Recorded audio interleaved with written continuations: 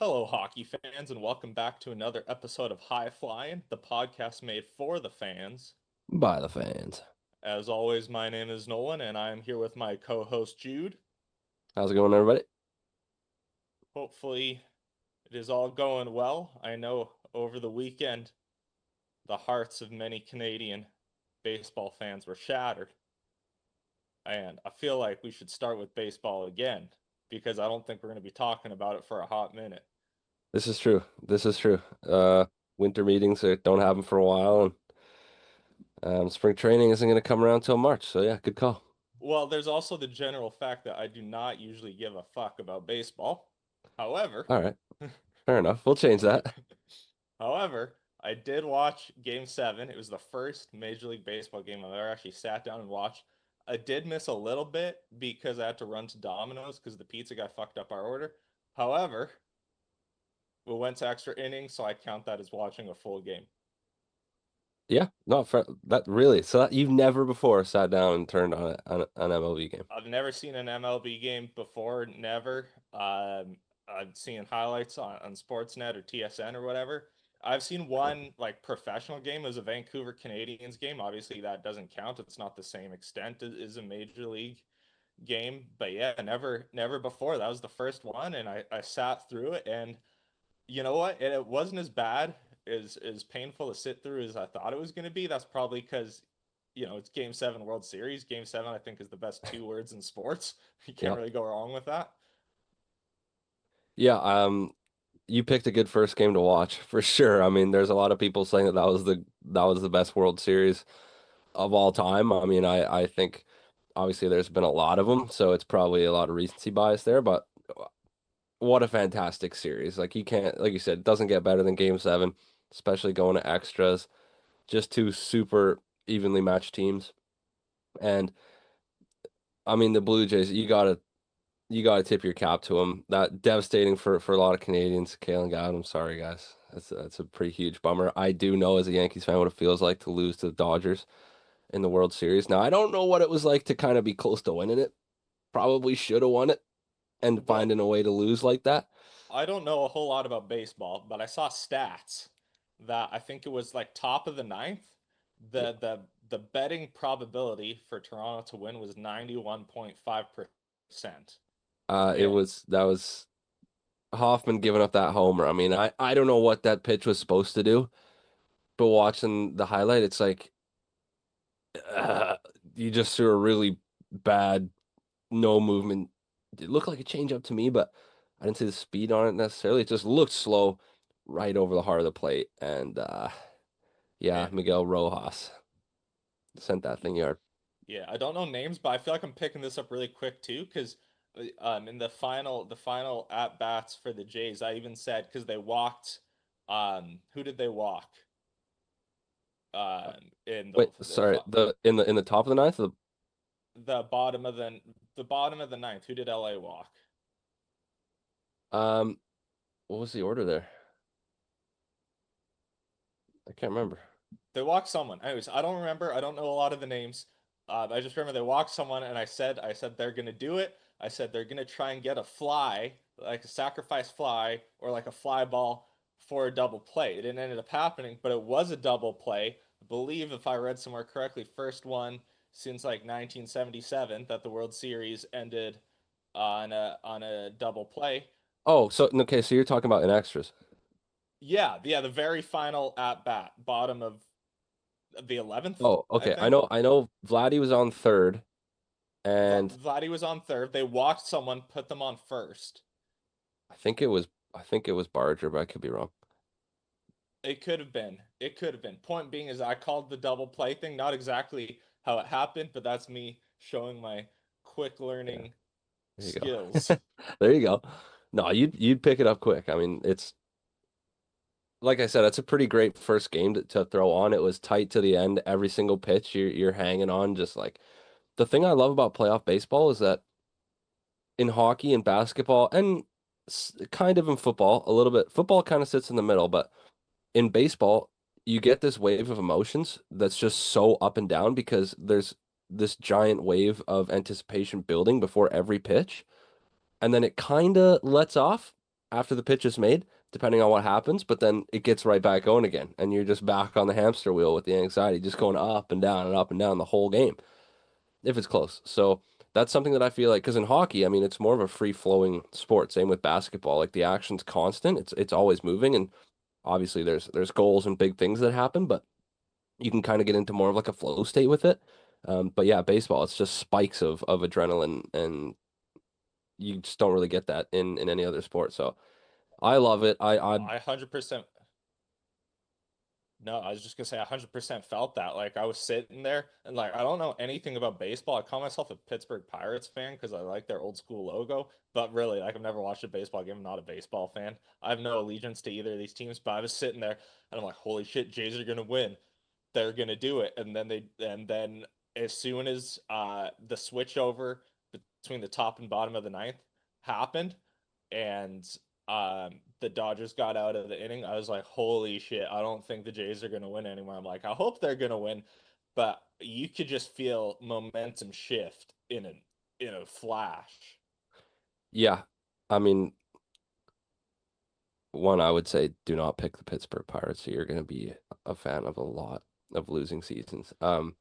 They don't spend money ever. So I agree. Sweet uniforms, sweet logos. Paul Skeens is a weapon, the best pitcher in the league, but pick a new team. Sick ballpark. It kind of looks like a castle from the On exterior. Yeah, everything else about the Pirates is awesome except for like their win-loss record every season. Pretty tough to look at if you like that team. Anyways, back to the game quickly. Savage when he gave up that 4-3 home run, I think it was in the eighth. I That's sort of when I started to feel the momentum switch, and I was like, okay, gotta get an insurance run here because I don't love it being a one run game with the power that the Dodgers have, and obviously that came back to haunt them. Can't fault you, Savage. I mean, they're not in the World Series without him. They're not. I mean, they don't win enough games to get to Game 7 without him. Guy's 22 years old, so guys I really feel for though Hoffman and Bieber, the tying and winning home run. Uh, I don't know how you get over that one, really, because you had it in your hand, and then one swing of the bat. Crazy thing about baseball, one swing of the bat, and Dodgers are repeat champions. So, I'd like to say I feel for Blue Jays fans. I don't really, because they weren't very nice to me when they beat the Yankees. But yeah, I didn't want the Dodgers to win, so not stoked, not really bummed out either. But yeah, Now, one thing that I kind of picked up, and you can tell me if this is normal or not. I assume this kind of thing would only happen in a game seven of the World Series. I assume it doesn't happen too often, but am I correct in picking up that LA used all four of their starters? Like they didn't use any relief pitchers. It was like they're starting pitching, like we're throwing their heavy hitters at them. yeah, that only happens in playoffs. You'll never see unless the guy is kind of losing his spot in the regular rotation, you'll never see a bona fide starter coming out of the pen in the regular season. But when it's the World Series, it's you just don't have anything to save it for, so you might as well just use your best arms because typically your starters are your best pitchers. Um, Except maybe a closer, like a guy's just built for it, like he could be a starter, but he's just kind of built for the closer moment.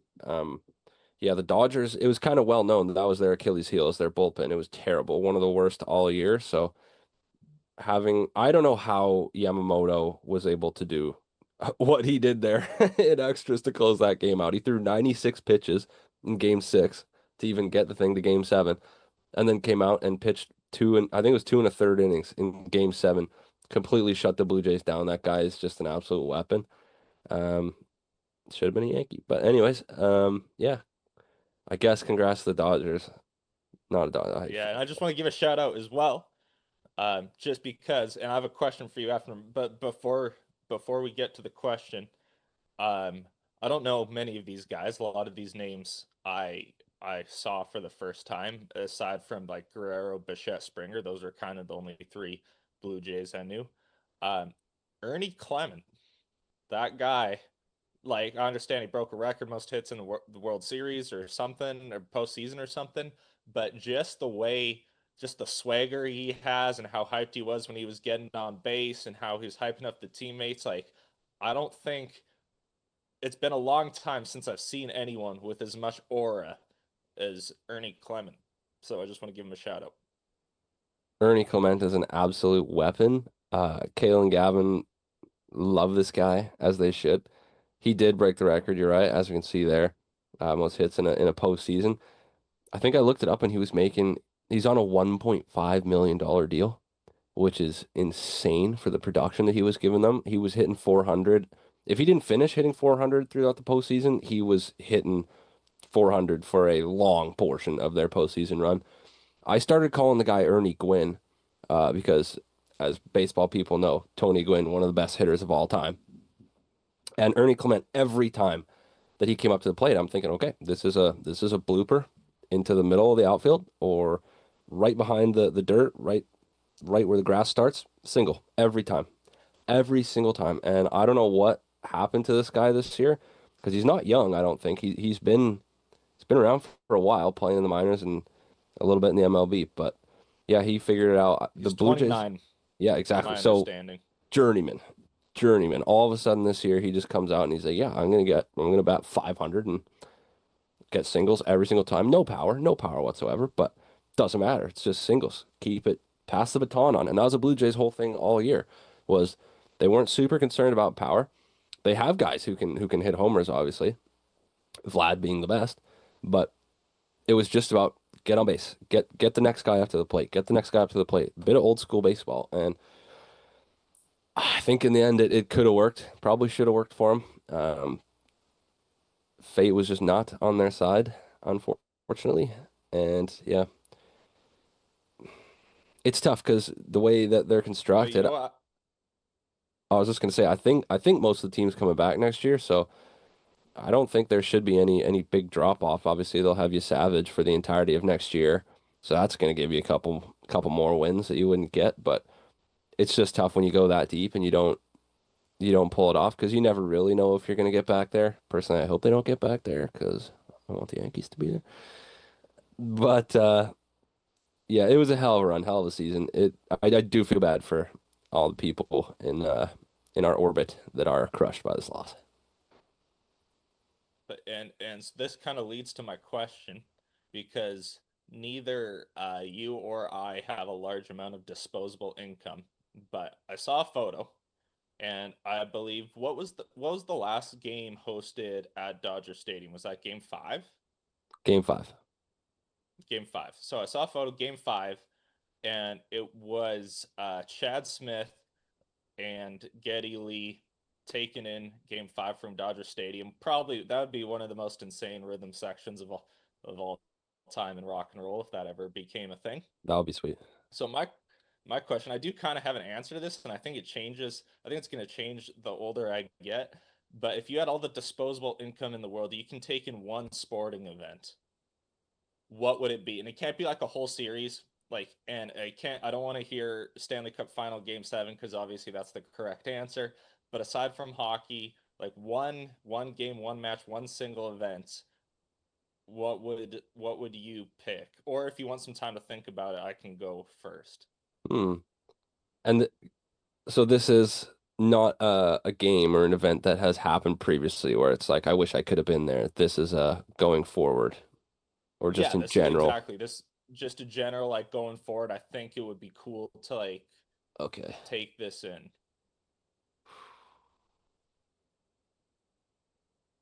I mean, like you said, Game 7 Cup final is the correct answer, but I'm not gonna go there because that's boring. Everybody knows that's what I'd Yeah, say. that's the correct answer. That's the only answer. I But think we had, second choice. I think two come to mind if I'm allowed to have two. I think one might You're allowed surprise to you. have two. If Okay. you, I have two, and you're allowed to have two as well. Okay. Sweet. Then one is very specific. Yankees World Series game. If they ever get back there, seeing a World Series game at Yankee Stadium would just be the coolest thing in the world because that place supposedly is just a baseball museum. There's just a litany of cool things all over the stadium about the history of the Yankees, all the best players, the winning. It would just be sick. That would be me and my dad going there would just be unreal. I don't think it could get better than that. The second one, which I think might surprise you, I think would be a World Cup final, actually, in soccer. I think that would be pretty insane to go to, feeling the vibes, especially if it was, two countries Yeah, there we obviously go. that really, really give a shit about soccer and it's like they're living and dying with it. I think feeling that energy would be insane. So that would be cool too. Where would you go? World Cup final was one of mine. I think that's the one where like I would appreciate it more if I was older kind of thing. Like I would appreciate it now for sure, but just be like being mid 20s, World Cup final down the road, I think that'd be sick. The one I would say right now, I think it'd be an awesome atmosphere to go to an NCAA March Madness National Championship game. I think they'd be so much fun. They're usually like college towns. You got all the fans. It'd be a huge party. Uh, College sports, big deal in the United States. So I definitely roll with national championship March Madness game at this moment in time, but I probably would not be complaining about a World Cup final either. Fair, going a bit off the board there. I wouldn't have guessed that. But yeah, March Madness is sweet every year. It's cool looking at the juxtaposition of sports where there's series in the playoffs versus the one and done sports like football or like you said, March Madness. Very different.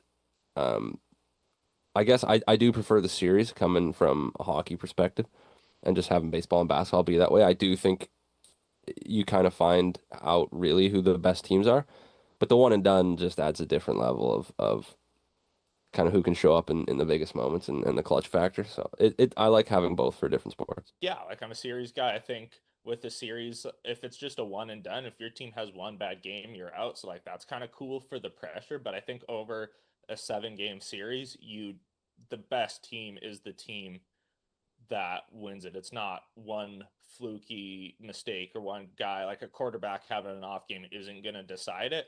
Where, um, you know, if it's over 7 games, maybe they have one bad game, but they win the next four, right? So I think the 7 games is the way to go if you want to see who truly the best team is. But yes, we can move on to hockey. Last time I brought up who's more likely to make Team Canada, whether it's Macklin Celebrini or Matthew Schaefer, or if we should have both. And I think everyone was leaning towards Macklin Celebrini for sure, and that Matthew Schaefer, it's a little bit risky to have a rookie defenseman on that team just because of the defensive responsibilities that he carries.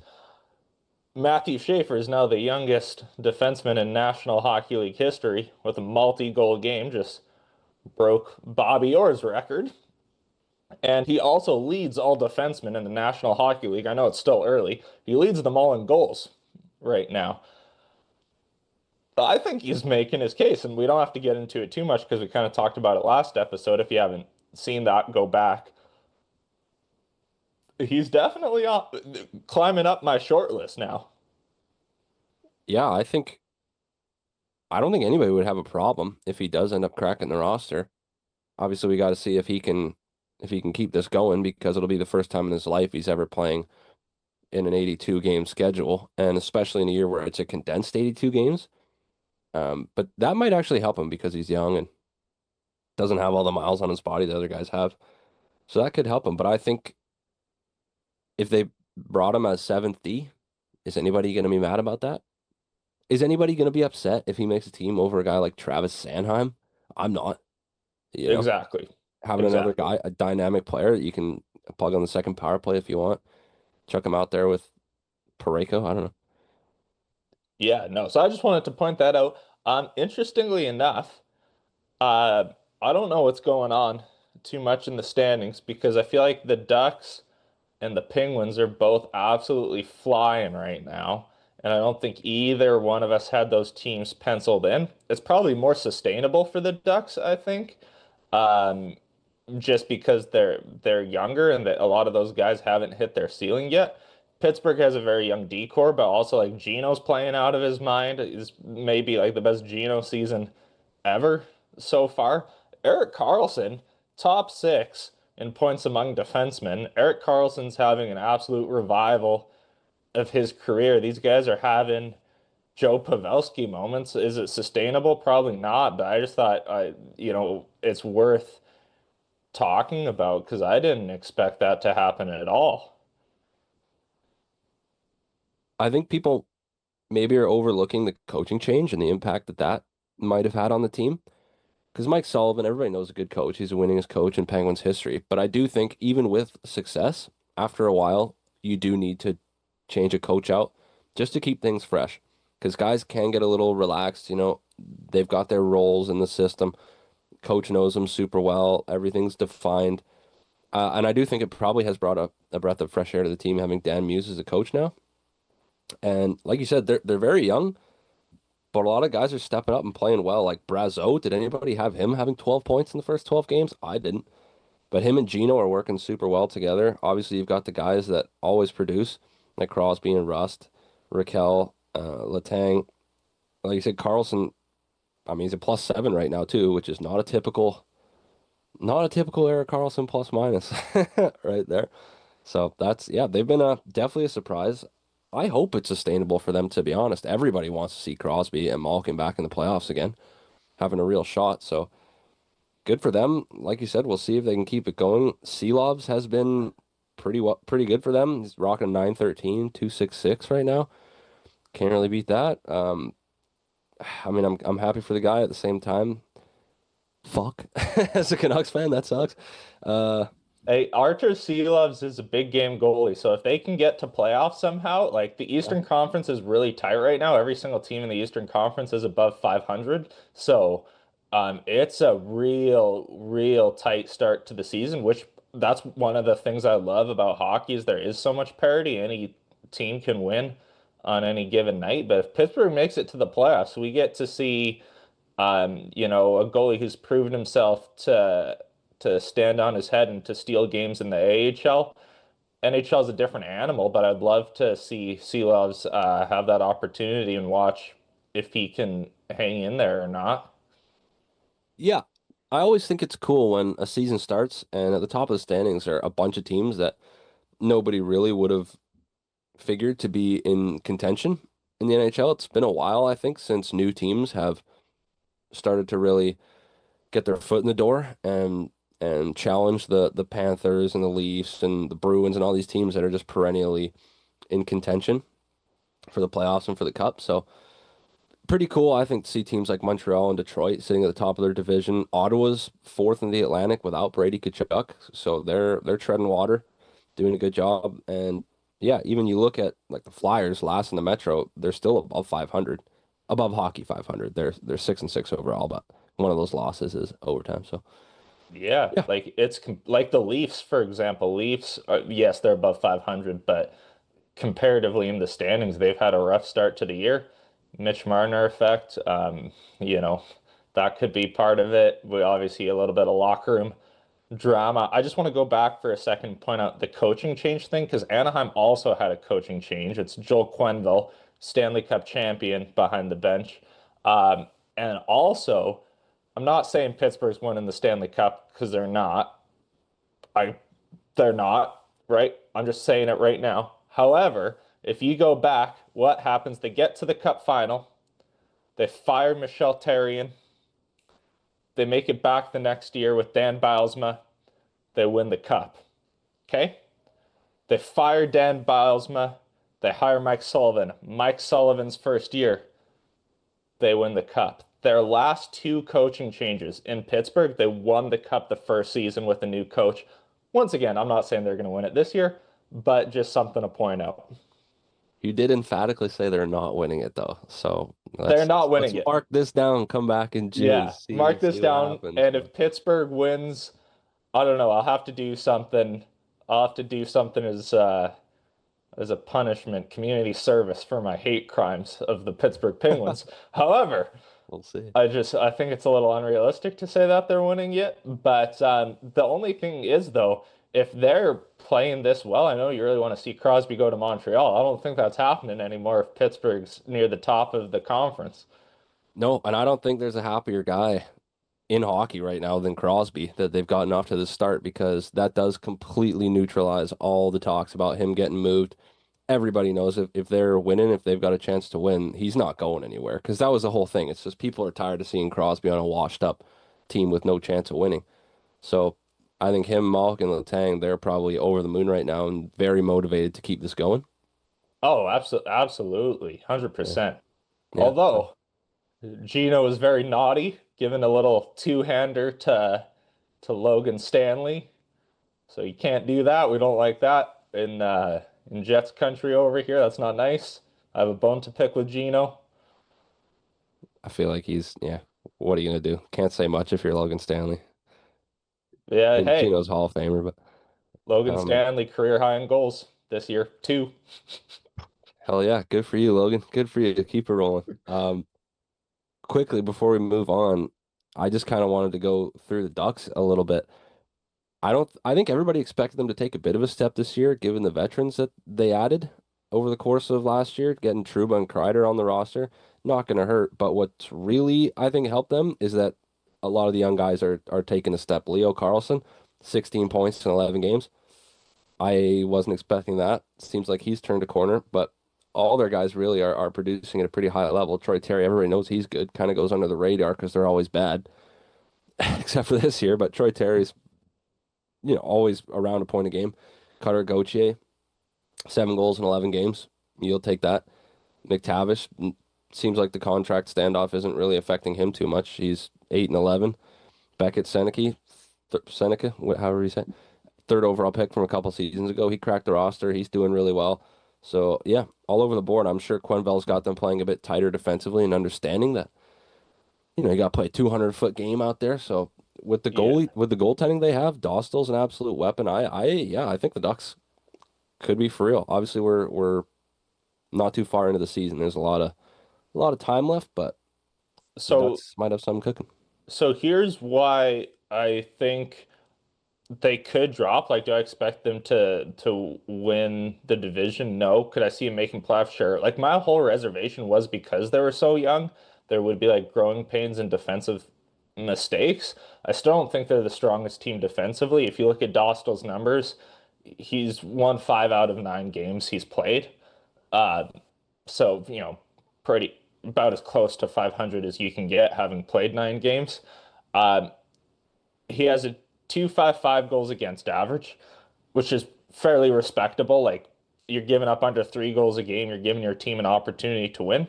916 save percentage. I think that's really good, but that also tells me that he's taken a lot of shots. So is this sustainable long term?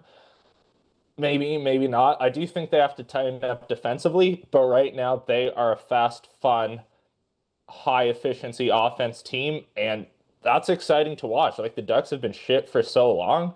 If I'm a hockey fan in Orange County, I'm loving this because not only are they winning, but they're also fun to watch.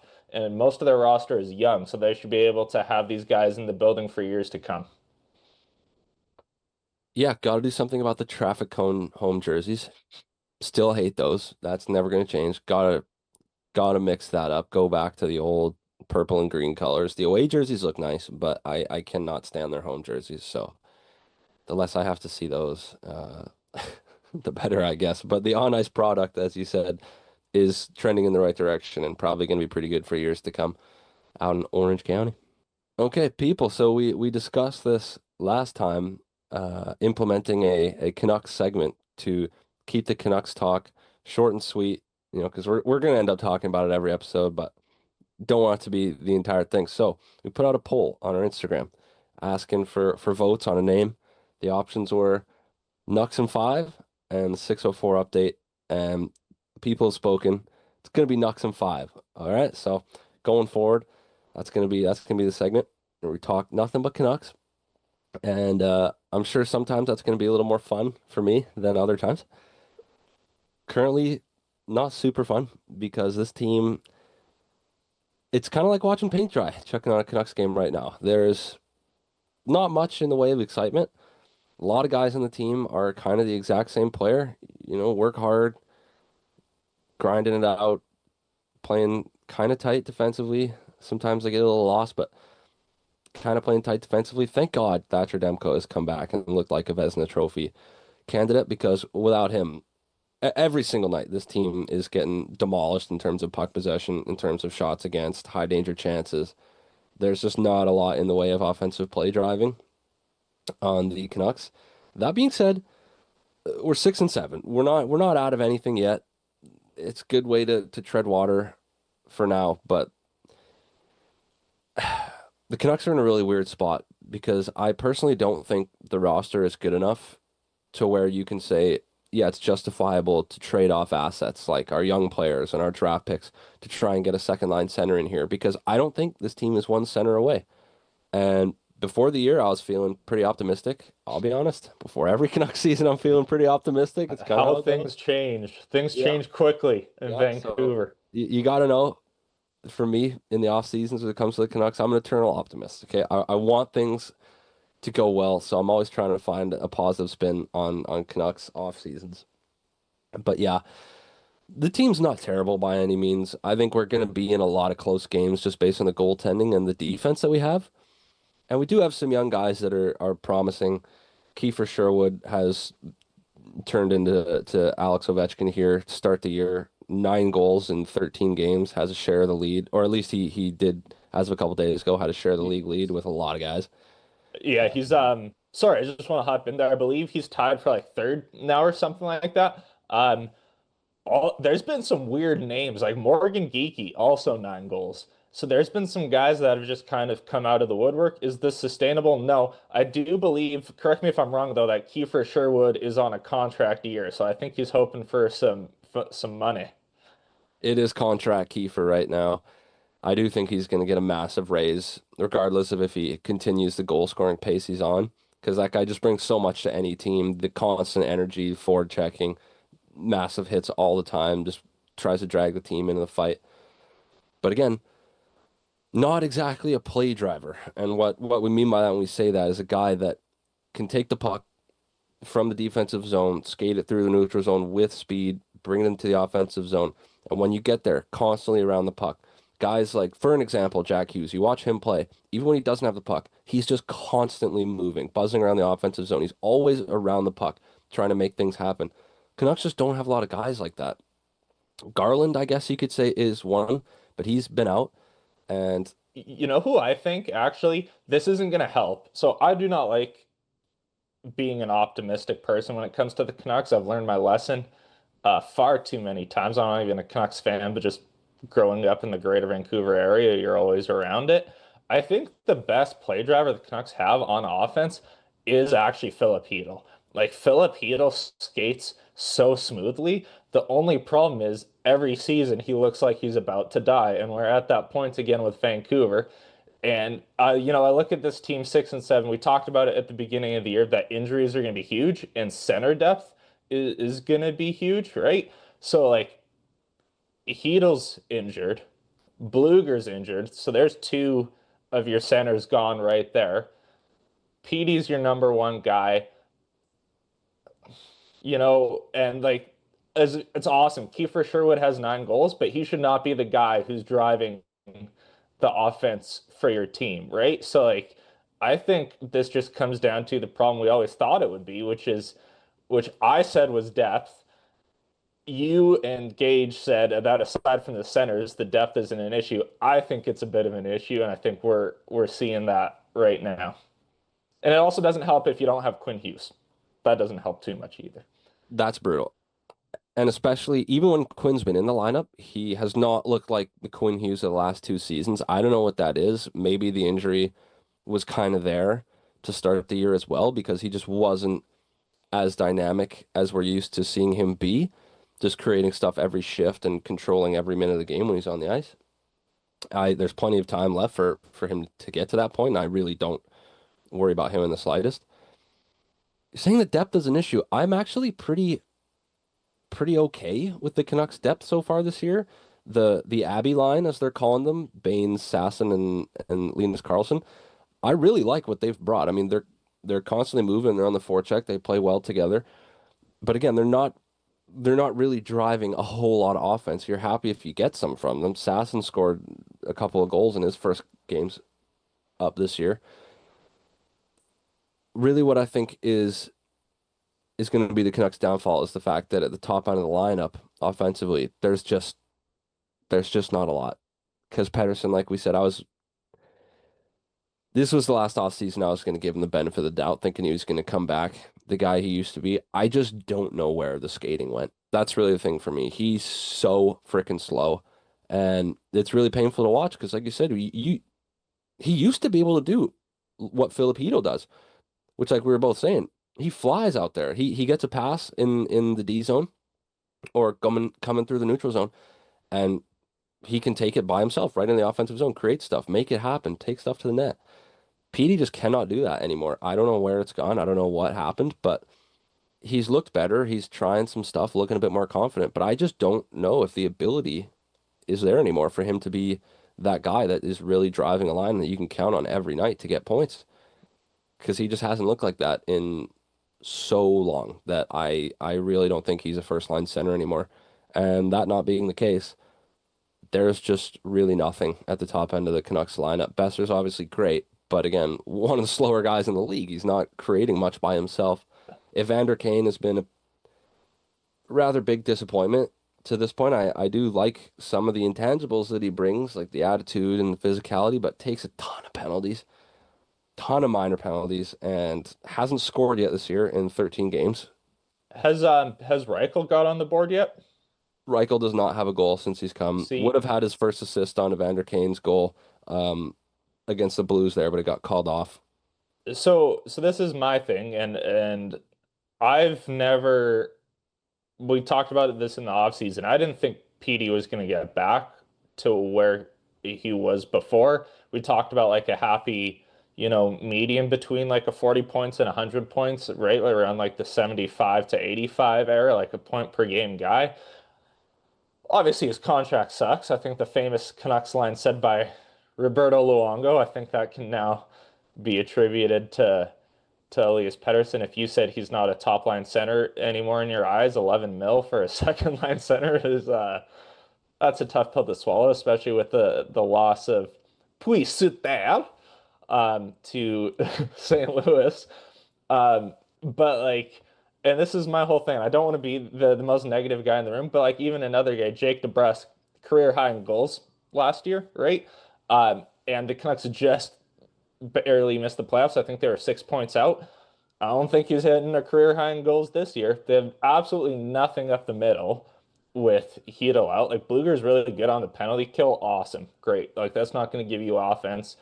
Lucas Reichel have had, I believe, there's 2 goals with Chicago this season. And being told to wrap it up by our producer. So I'll just wrap it up and say I don't see enough depth or secondary scoring or offensive help here. Maybe it'll even it out. But if I'm a Canucks fan, which I'm not, but if I was, I'd be very worried at this point. And we're past 5 minutes, so I'm told to wrap it up. Just final statements. I'll go quickly on this. DeBrusk does absolutely nothing. I'm over DeBrusk. Doesn't do a fucking thing for this team. Evander Kane over Pius Suter. That's already looking like an absolutely brutal decision by management. Don't know really what they're thinking there. And Pettersson, I just did the math here. Currently on pace for 50 points this year. That we're fucked basically. If that's just going to be the way it goes, we are fucked. So Yeah, the only good Swedes going on right now are the ones at IKEA. yep.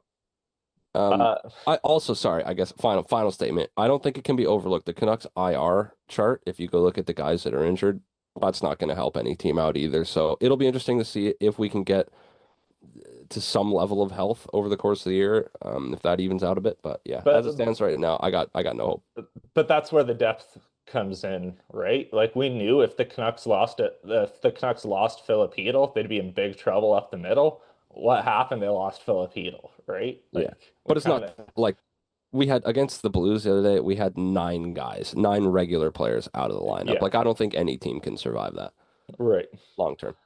Yeah. Anyways, moving on. Speaking of questionable contracts, I wanted to bring this up because I wanted your take on this. Uh, Martin Necas, netting $11.5 million AAV on his extension. Mikko Rantanen was involved in the trade to bring him to Colorado. Mikko Rantanen getting 12 million on his contract. Necas actually has better stats so far this season than Mikko Rantanen. So I don't really know how to feel about this. Like the argument I would say that this was still a bad idea was that Necas is playing with Nathan McKinnon, who's like top three player in the world, and Mikko Rantanen isn't. But like currently through 12 games, Rantanen has 14 points in Dallas. Through 13 games, so one more game played, Necas has 17 points in Colorado.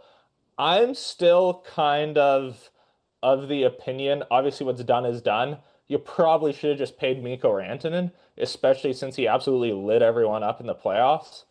Uh, I don't hate the 11.5 for Nitras, especially if he maintains his production. But I just want to see like where do you stand on this whole never-ending saga, especially if Dallas and Colorado meet in the playoffs again this year. From the big, looking at it from the big picture, I think Colorado made out okay. Um, if you're going to trade Rantanen, they got back an over a point a game guy who's really fast, creates a lot, and obviously likes it there because he signed long term. So if you're Colorado or a Colorado fan, I guess you can justify it that way. But I think in hindsight, there's no way you can look at this and say that things turned out as well as they could have. If you're going to give Necas 11 and a half, you weren't willing to pay Rantanen 12 and a half or 13, whatever he ended up signing for. I think that's a little Wait, crazy. I would think Rantanen signed for 12, no? Yeah, but I mean Dallas has no income tax, so that might have Yeah, factored in there. But Colorado's pretty still, low. It's not zero, but it's yeah, pretty low in exactly. Colorado. And I'm sure he was willing to take a bit less to stay. Obviously, he wanted to stay there. So originally trade him to Carolina. They're thinking, okay, whatever, we got a piece back. He's not in our division. Things are gonna work out okay. And then like 3 weeks later, he's on a division rival, signs long term, and immediately in the playoffs ends their season.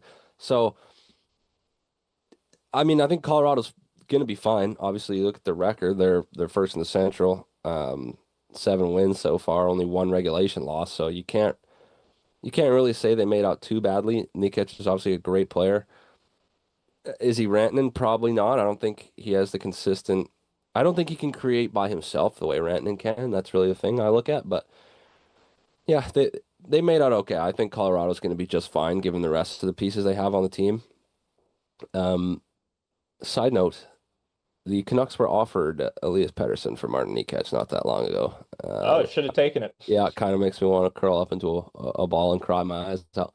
And you know what I think it's going to come down to? I think it'll be really interesting to see this year's playoffs. These are two teams I expect to see in playoffs, and I think they're two teams that are really, cup contenders or at least contenders to make it there.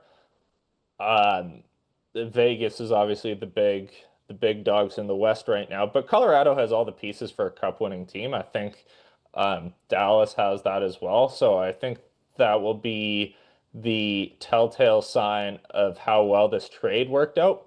Rantanen was the best player in the playoffs last year. Dallas didn't make it far enough for him to get any accolades, of course. Mikko Rantanen was him last year. You know what I'm saying?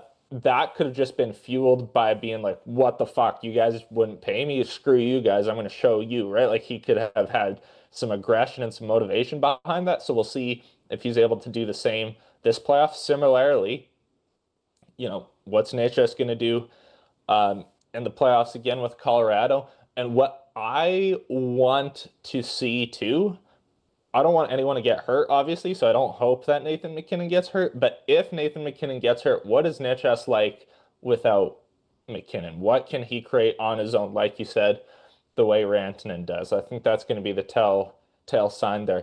But what a division right now, the Central Division. Like I still really like St. Louis, right? Like I think they're a good team. I think they can get there. Utah's fucking flying right now. Yeah. Utah's such a fun team to watch.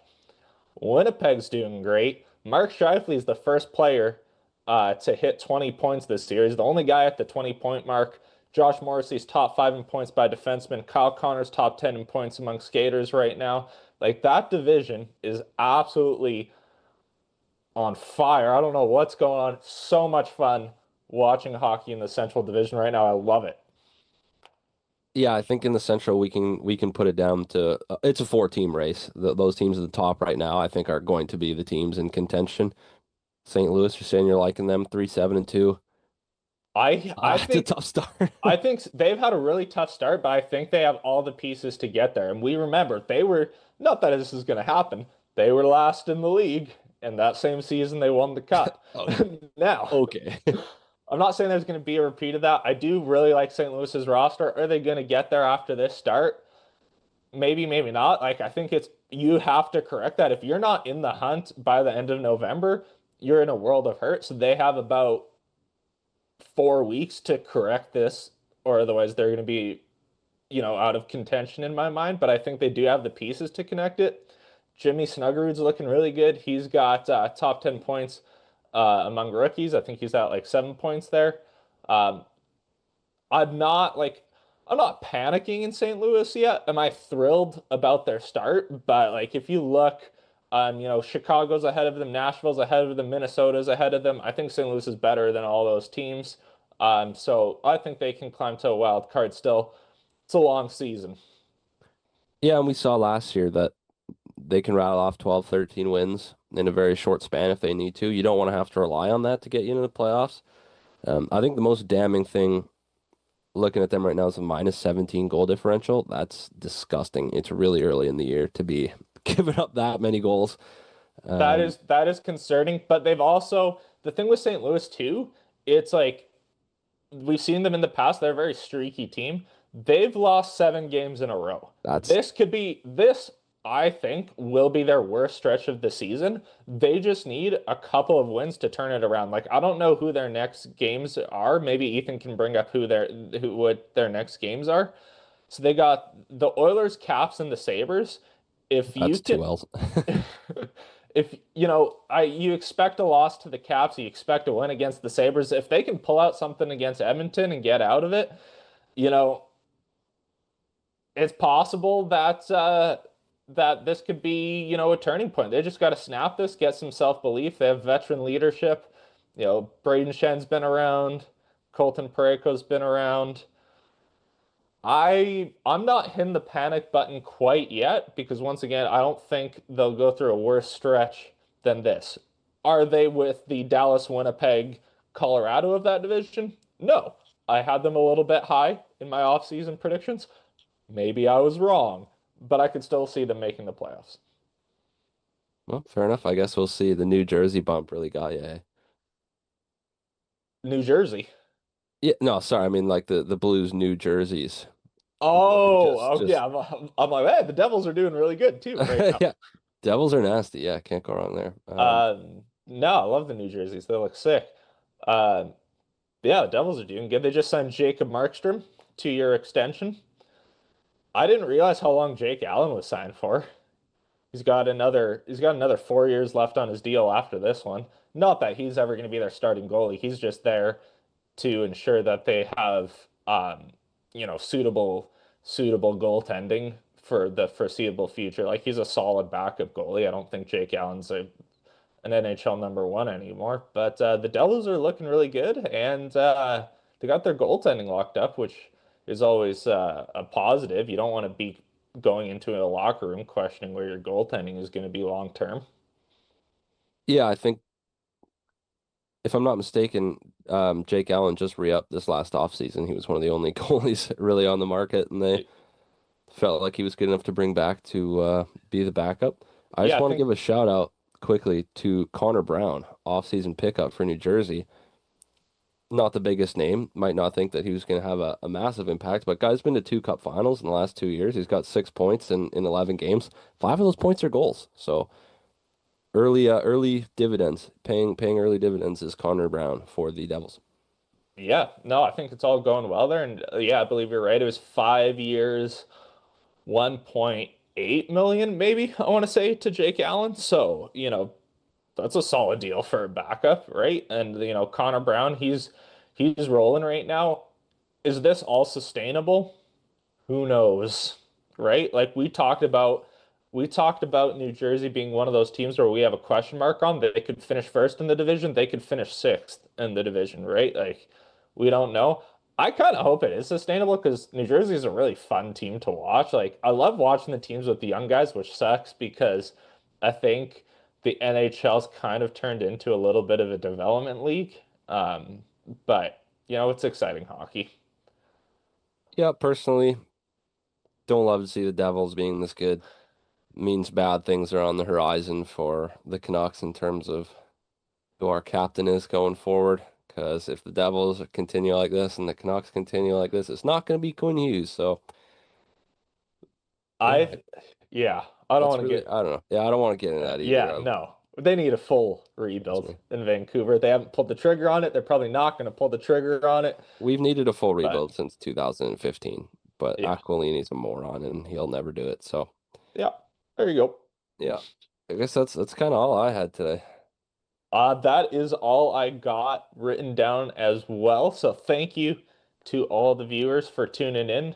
We appreciate it. Once again, if there's any comments, feedback you have from us, feel free to like drop comments on our YouTube page, our socials, our Spotify. We'll try and respond. DM us directly, and thank you for listening. Once again, thank you to our producer Ethan for making sure everything works. Hell yeah. Thank you, Ethan. Thank you, listeners. Shout out Nolan. Peace.